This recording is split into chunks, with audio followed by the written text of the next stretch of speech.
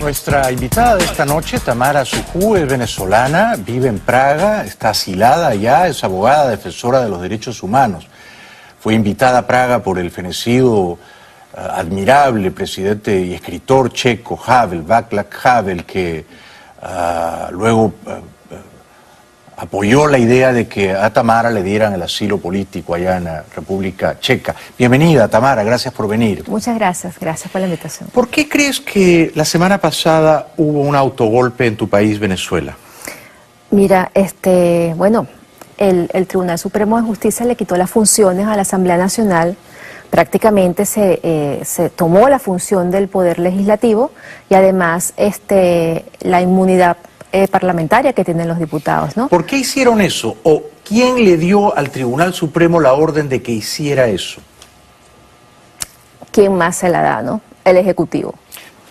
Tenía que haber sido Maduro. O sea, por supuesto. ¿Fue Maduro el que promovió el golpe? Mira, el Tribunal Supremo de Justicia es una herramienta del Poder Ejecutivo en Venezuela. Obedece órdenes, ¿no? Es lo que hace la Fuerza Armada Nacional y el Tribunal Supremo de Justicia. Claro, claro. Son jueces todos chavistas. Ahora, ¿en qué estaría pensando Maduro cuando dijo, bueno, pues cerremos la Asamblea Nacional? ¿Por qué? ¿Por qué Maduro hizo eso? Hay gente que me ha dicho, porque una vez clausurado el Congreso, Maduro podía suspender indefinidamente todo tipo de elecciones, ¿no? Maduro lo que quería o lo que quiere es tener la potestad de firmar contratos, porque está buscando desesperadamente dinero, ¿no? Dólares que le entren, y entonces quiere firmar contratos sin que pasen por la Asamblea Nacional. He leído eso también. Por ejemplo, que la petrolera rusa venga en auxilio de PDVSA. ¿Ah? Correcto, lo que se llama contratos mixtos, ¿no? Y la Asamblea Nacional ha sido muy firme diciendo que los contratos que se hagan entre el gobierno y cualquier estado o cualquier compañía del mundo que no pasen por la Asamblea Nacional son nulos. Ya. Entonces, por supuesto, ellos necesitan firmar contratos, buscar dinero. Y esto fue lo que sucedió, que el TSJ declaró que ese amparo que había pedido la Asamblea Nacional para que no se firmaran esos contratos mixtos, el TSJ lo dijo que no, que Maduro tenía la potestad de firmar sus contratos y además de eso le quita el poder a la Asamblea Nacional. Eso fue lo que sucedió. Pero ahora se lo ha devuelto, le ha devuelto temporalmente las competencias a la Asamblea Nacional. ¿Por qué crees que ocurrió eso? ¿Por qué recularon? El Tribunal Supremo de Justicia no le ha devuelto nada a la Asamblea Nacional. Es decir, no le ha devuelto la potestad, todos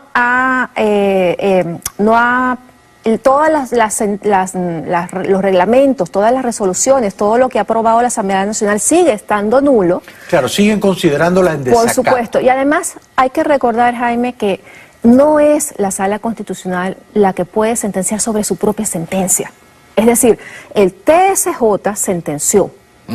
No hay por encima de la Sala Constitucional otra sala que pueda echar para atrás esa sentencia. Ellos no pueden revisar eso. O sea que tu opinión... Por supuesto, eso sigue estando, sigue habiendo el golpe del Tribunal Supremo de Justicia en contra del Poder Legislativo venezolano. Sí, claro, en la medida en que la Asamblea sigue estando hackeada, pero al menos la van a dejar sesionar, ¿correcto? Sesionar para anular todo lo que salga del Tribunal Supremo de Justicia. Acuérdate que para el TSJ la Asamblea Nacional sigue estando en desacato. Sí, eso lo tengo claro. Y por supuesto, si sigue estando en desacato, todo lo que dicta la Asamblea Nacional sigue siendo nulo. Claro, írrito, nulo. Írrito, por supuesto. Pero la pregunta, sin embargo, sigue siendo la siguiente, perdona que insista. ¿Por qué Maduro dio marcha atrás? ¿Fue la presión internacional? ¿Fue la declaración de la fiscal Ortega? ¿Se produjeron grietas, divisiones dentro del propio chavismo? Quizá las Fuerzas Armadas le dijeron, nosotros no te apoyamos en esto, tienes que dar un paso atrás. Yo creo que todo hizo juego, ¿no? Yo pienso que Maduro estaba experimentando la reacción, primero dentro de Venezuela y segundo fuera de Venezuela. Y la subestimó. Y la subestimó. Sí, yo también porque creo eso. Internacionalmente fue contundente, ¿no? El retiro de los embajadores de algunos países en Venezuela fue duro. Inmediato. Inmediato. La posición de la fiscal general de la República, que sale diciendo que es un golpe de Estado. ¿Te sorprendió? Mira, sí me sorprendió. A mí también, ella es chavista de Por toda supuesto, la vida, ¿no? Me sorprendió, pero yo creo que hizo su tarea. Porque ella, ella salvó el honor tardíamente. Por supuesto, ¿no? Y también pienso que la Fuerza Armada, con el silencio que ha guardado, dice mucho, ¿no? Cierto. La Fuerza Armada, con el silencio elocuente que ha guardado, ha dicho mucho. Padrino, el general Padrino. Yo creo que le dijo a Maduro, este golpe no va, tienes que irte para atrás. Pero hay otra cosa importante. Sí. Hoy se hacía el Consejo Permanente de la OEA extraordinario pedido por los países de los cuales hablaste al principio del programa. Sí, sí. Yo creo que parte de la intención era también decir, en Venezuela somos capaces de recoger las cosas malas que se están dando, ¿no? Que se están emitiendo, y podemos tener diálogo entre los poderes, ¿no? Y entonces simplemente sí hay división de poderes, porque entonces la fiscal salió diciendo una cosa y entonces el Tribunal Supremo de Justicia recogió su sentencia. Claro, han usado a la fiscal como una prueba de que hay contrapeso. Yo pienso que hay muchas cosas, ¿no? Es un juego. Ahora, Maduro sale debilitado de este sainete. Yo creo que sale debilitado, ¿no?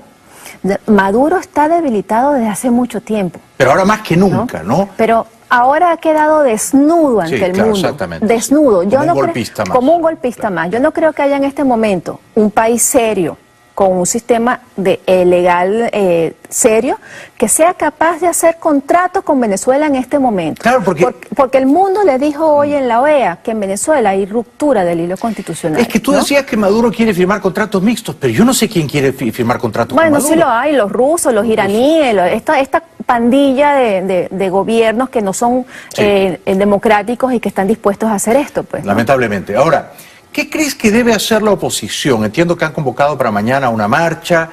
¿Tú crees que la oposición tiene que salir a las calles, convocar una especie de paro nacional o paro nacional indefinido hasta que caiga la dictadura? O no salir a las calles, pero todos se quedan en sus casas, convocan a un paro y paralizan el país. ¿Qué crees que debe hacer la oposición? Yo creo que la oposición debe seguir en la calle. En la calle. Porque la democracia se pelea, la democracia se lucha por ella, ¿no? Y ¿Aún a riesgo de que ocurran hechos de violencia? Es que ya ocurrieron, es que tienen muchos años ocurriendo. Es que desde 2014 para acá los hechos de violencia son todos los días. Hoy le han partido la cabeza al diputado Requesens. Y a otro diputado, son 2 los diputados heridos. Y hoy, mientras el Consejo Permanente de la OEA sucedía, hay 4 nuevos presos políticos. Tenemos al presidente de COPEI y de otro partido político preso en Ramo Verde. Tal cual, eso lo dijo Almagro en la sesión de la OEA. Correcto. Mientras estamos deliberando sobre Venezuela, ya hay más presos políticos. Correcto, y hay 2 en Ramo Verde. Es más, fueron presentados en tribunales militares cuando son civiles, ¿no? O sea que tu consejo a la oposición venezolana es salir a la calle y no dialogar más con el... Es seguir en la calle. Es decir, si tú abandonas la calle, abandonas la presión y le quitas la esperanza a la gente de protestar por lo que es de ellos. Estoy muy de acuerdo contigo. Pero ¿por qué la oposición abandonó la calle tanto tiempo? El único valiente que dijo salgamos fue Leopoldo, y por eso lo tienen en un calabozo. Pero una facción importante de la oposición, digamos encabezada por Enrique Capriles, dijo no salgamos a la calle, les tenemos que derrotar en las urnas. Le dieron la oportunidad también al diálogo, al famoso diálogo que nos mandaron con el trío, perdón, con los 3 presidentes, yo los llamo el trío de los Panchos, ¿no? Bueno, yo los he llamado un trío de expresidentes calzonudos. Zapatero, Torrijos y Fernández. Que lamentablemente lo que hicieron fue darle oxígeno a la dictadura venezolana. ¿Cómo pueden ahora los Panchos decir que en Venezuela hay un gobierno democrático? ¿En qué democracia del mundo un gobierno cierra el Congreso elegido por el pueblo? Dime tú. Pero es que ¿en qué democracia del mundo hay presos políticos? Claro. ¿Y en qué democracia del mundo le quitan las facultades al alcalde mayor de Caracas y lo tienen preso? ¿Y en qué democracia del mundo, por ejemplo, la prensa es perseguida, los periodistas son perseguidos y hay uno detenido que es Braulio Jatar, ¿no? Es decir, ¿de qué democracia estamos hablando? No es democracia, ¿no? Tú te has tenido que ir hace unos años, estás asilada en Praga, pero sigues haciendo un gran trabajo. Luego te voy a preguntar porque has planteado una demanda ante la Corte de la Haya. ¿Qué puede hacer Trump? Yo he planteado una idea tonta. Que Estados Unidos deje de comprarle petróleo a Venezuela y deje de venderle gasolina, porque Venezuela está importando gasolina a Estados Unidos. ¿Te parece razonable eso? Claro que me parece razonable. Yo creo que hay que acorralar al gobierno de Venezuela. ¿No es cierto? No comprarle petróleo ni venderle gasolina. Y eso debe hacerlo todos los países de la región. Sanciones bilaterales, como lo plantea el informe de Almagro. Sí. Almagro está haciendo un buen trabajo, ¿no? Claro que lo está haciendo. Es el héroe de Venezuela. El héroe, muy bien dicho, muy bien dicho. Regresamos después de la pausa con la brillante activista de derechos humanos asilada en Praga, Tamara Sujú. Ya volvemos, no nos dejen solos. Nuestra invitada, Tamara Sujú, es una brillante abogada, activista venezolana, asilada en Praga, República Checa. En su día fue amiga del presidente y escritor Havel, el gran Václav Havel, y nos visita esta noche aquí en Miami. Tamara, tú decías que ahora hay más presos, hoy hay más presos políticos en Venezuela. Hoy hay 4 más. ¿Cuántos son en total? 117 presos políticos. 117, yo pensé que eran menos de 100. No. 117. ¿Se tortura en los calabozos, en las cárceles, a los presos políticos venezolanos? Se tortura a los presos políticos venezolanos. Nosotros estamos llevando una denuncia en la Corte Penal Internacional por torturas sistemáticas, no solo de este gobierno, sino del periodo de Chávez. Es decir, demostrando que la tortura ha sido sistemática para paralizar, intimidar y perseguir a la población venezolana. Esta denuncia la has planteado en la Corte de la Haya, en la Corte Penal Internacional de la Haya, sí. Y tú tienes casos, pruebas concretos de torturas en la época de Chávez y también ahora. Correcto, suman aproximadamente 300 casos de torturas, ¿no? Hubo muchas torturas en la época en que Leopoldo López salió a las calles, ¿verdad? Sí, sí. Las torturas desde el año 2014 hasta el año 2017, en enero del 2017, son aproximadamente 200. ¿Quién tortura en Venezuela? ¿La policía política, el SEBIN? Torturan todos los organismos de seguridad del Estado. Por eso es que digo que son sistemáticas, porque tienen el mismo patrón, el mismo guión, y todos los organismos de seguridad siguen esas torturas. A los principales presos políticos, pienso en Leopoldo López, en Daniel Ceballos, ¿los torturan también? Sí, por supuesto. Bueno, su esposa, las dos esposas de ellos dos han denunciado torturas contra ellos, torturas blancas, torturas de aislamiento prolongado, que es una tortura hoy en día.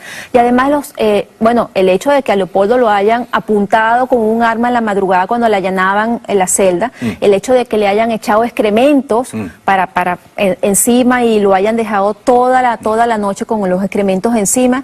Y además, la tortura no es solamente física, es la psicológica. Claro. Es esa tortura blanca que no deja huellas, pero que deja huellas psicológicas, no solamente en el torturado, sino en la familia, porque la familia también forma parte de la tortura, ¿no? ¿Al general Baduel, a su hijo, que están presos, aunque en cárceles distintas, los torturan? Al hijo del general Baduel lo han torturado a Raúl Emilio. A Raúl Emilio Baduel, y tiene secuelas de esa tortura, secuelas físicas importantes de esa tortura. ¿Y él solo salió a protestar pacíficamente? Él solamente estaba haciendo una cadena en una acera ese día con la otra persona que está presa con él, que es con Alexander Tirado, ¿no? Una de las razones por las que alguna gente en Venezuela no se atreve a salir a las calles es porque la gente sabe que torturan. Es porque la gente sabe, Jaime, que el gobierno está dispuesto a matarte. Claro. Es decir, nosotros en el año 2014 los abogados defensores de todos estos muchachos, defensores de derechos humanos, supimos que el gobierno estaba dispuesto a matar a los jóvenes que estaban manifestando. Eso se vio claramente hace 3 años, ¿no? Sí. Y además de eso, no solamente a matarte, sino porque hay miles de víctimas que fueron víctimas de disparos, que hoy en día están minusválidos, que hoy en día tienen secuelas físicas graves y que no se suman a esa cifra de muertos porque no murieron, pero fueron heridos. Es decir, sí hay miedo, ¿no? Si tú eres padre de jóvenes en Venezuela y esos jóvenes van a manifestar, tú tienes el temor de que a tus hijos... Es muy comprensible. O lo maten o los encarcelen y los torturen, ¿no? Es muy comprensible que alguna gente diga yo no salgo a la calle porque me van a porrear, me van a arrestar, me van a dar una paliza o me van a matar en una emboscada. Ahora, si así son las cosas, si en Venezuela hay una dictadura que asesina y tortura impunemente, ¿cuál es la salida? Digamos, el chavismo en el año 99 aprobó una constitución, ellos la escribieron, ellos la aprobaron. Ellos tenían amplia mayoría, ¿no? ¿Qué salida, qué resquicio hay en la constitución chavista si el país está gobernado por una dictadura cruel? Es que no, precisamente como es una dictadura, ellos... La constitución es simplemente letra muerta, ¿no? Es un papel toilette en un baño. Para eso ellos... O sea, la salida no está en la constitución. No, la salida es constitucional porque tú siempre, a través del voto, es decir, porque ¿qué es lo que está pidiendo en este momento que se está pidiendo la Organización de Estados Americanos? Elecciones. Claro. Elecciones ya. Claro. Para poder salir de un sistema, ojo, no para cambiar sistema. ¿No? De acuerdo, pero para ir a unas elecciones en algún momento de este año o del próximo, Y para que esas elecciones no sean tramposas, necesitas un árbitro independiente. Algo va a tener que cambiar en Así Venezuela, es. porque Maduro no las va a convocar, y No. Maduro y su pandilla van a hacer un fraude. Tú necesitas justamente Claro. un árbitro independiente y necesitamos, por eso que necesitamos a la OEA en este momento. Como mínimo. Como mínimo. Como mínimo. Es decir, pero ¿no? sobre todo yo digo que también necesitamos a Trump y a la Unión Europea. O sea, A la Unión Europea, a las Naciones Unidas, Claro. a los presidentes unidos en la región, exigiéndole a la dictadura de Maduro elecciones ya. Porque tú bien sabes, tú vives en Praga, que Maduro un día no va a decir, oh, bueno, hoy he amanecido convertido en demócrata, vamos a elecciones y si las pierdo, entrego el poder. Esto no va a ocurrir. Hay que forzarlo. Y para forzarlo hay que cambiar la ecuación de poder. En ese sentido yo te pregunto, si el general Padrino u otros militares venezolanos, apegados a la legalidad, dicen, hasta aquí han llegado los golpistas chavistas, tomamos temporalmente el poder, 30 días, 60 días, 90 días, convocamos a elecciones. ¿Eso sería un golpe militar repudiable o sería un movimiento institucional a favor de la democracia? Mira, yo creo que si la Fuerza Armada llegara a tomar esa decisión, la Constitución dice que quien asume el poder, si hay un desconocimiento del gobierno de Nicolás Maduro, es el presidente de la Asamblea Nacional. Ok. Por 30 días para llamar a elecciones. Es un buen punto. Fíjate que cuando Fujimori el año 2000 renunció a su dictadura, quien termina asumiendo es presidente de la Asamblea. Tiene que ser así, presidente del Congreso. El presidente del Congreso. En este exacto. caso, Borges. En este caso, Borges. Porque es el mandatario de la voluntad popular. Es correcto. Entonces, él debe llamar a elecciones. Eso es lo que dice la Constitución. O sea que la salida rápida de Maduro es que los militares le digan, no vamos a sostener más esta dictadura, te tienes que ir, asume temporalmente Borges, se llama a elecciones. La salida rápida sería primero que él renunciara. Sí. Y como no va a renunciar, que llame a elecciones en 30 días. Ya. Eso es lo que debería hacer. Las elecciones que nos robaron, el referéndum revocatorio que nos robaron gracias al diálogo, las elecciones regionales que nos robaron en diciembre, que todavía ni siquiera las han fijado, Claro. que han eliminado el 70% de los partidos políticos con esta nueva renovación y que además no quieren medirse en elecciones porque saben que las van a perder. Correcto. Pero ¿no? perdona mi cinismo. Yo creo que la única institución que puede forzar a Maduro a eso, a renunciar o a convocar elecciones limpias, son los militares, el alto mando militar. No Así veo es. otra. Así es, y además ese alto mando militar sabe que hay un golpe desde el poder. Exacto, ¿no? exacto. Entonces ellos tienen la obligación de garantizar la democracia en Venezuela porque lo dice la Constitución, porque es un mandato, ¿no? Me saco el sombrero por ti o me saco el peluquín por ti. Has estado brillante. Ojalá hubiera más venezolanas como tú defendiendo la causa de la libertad. Tamara Sujú, gracias por venir. Muchas gracias a ti.